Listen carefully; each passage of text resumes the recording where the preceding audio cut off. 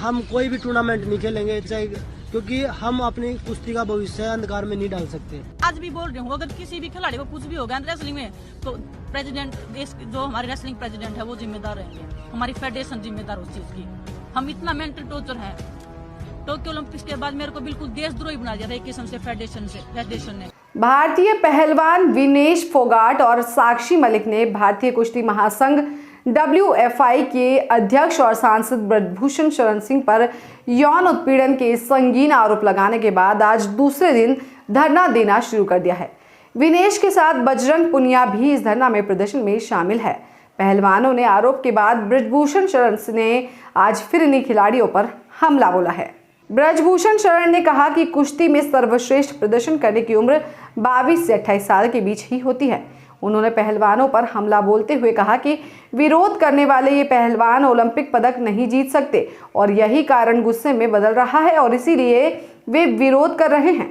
पहलवान विनेश फोगाट, साक्षी मलिक, बजरंग पुनिया और अन्य पहलवान भारतीय कुश्ती महासंघ WFI और उसके प्रमुख ब्रजभूषण शरण सिंह के खिलाफ जंतर मंतर पर दूसरे दिन मौन धरने पर बैठे हैं। सांसद के खिलाफ यौन उत्पीड़न के आरोप लगाए गए हैं।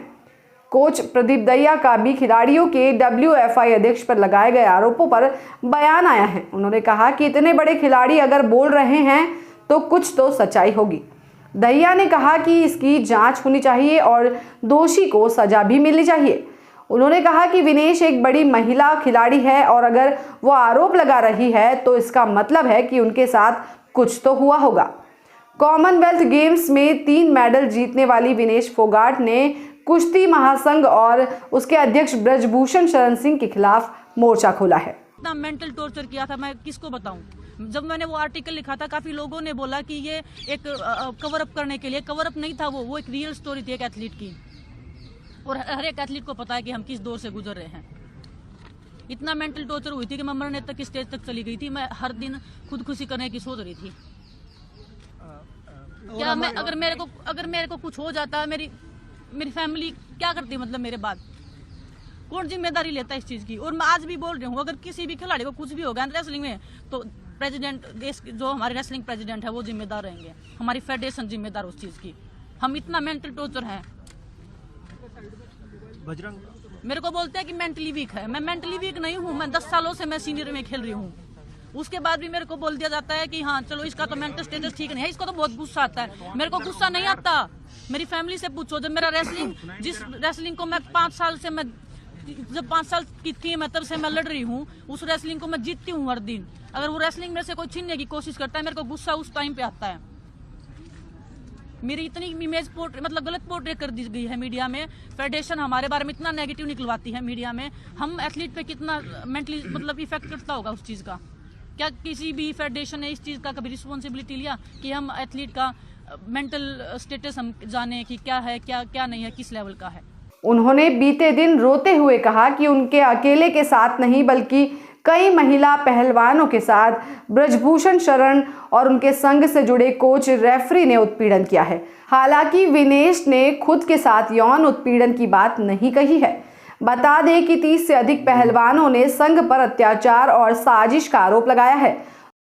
और विनेश फोगाट को मैंने जब कुश्ती हार गई थी तो इसलिए जाकर के मिला था और उससे मैंने कहा था कि चलो परेशान होने की कोई बात नहीं, नसीब में नहीं है। इसी विनेश फोगाट को जब वहाँ उस ओलंपिक में, वहाँ जिसमें इसका चोट लगी थी, रियो ओलंपिक में, ये रो रही थी और इससे ज़्यादा मैं रो रहा था।